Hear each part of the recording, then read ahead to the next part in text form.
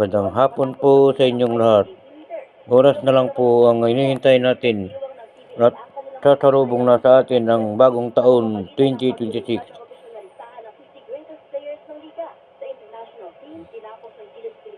Sana po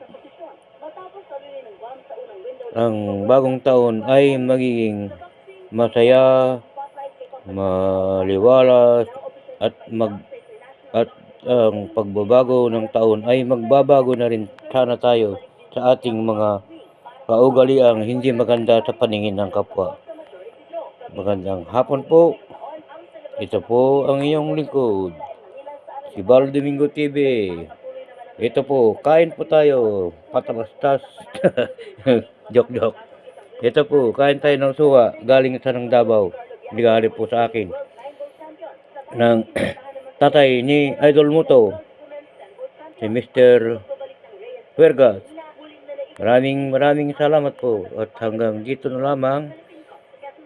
Happy New Year 2026 everybody. Bye-bye.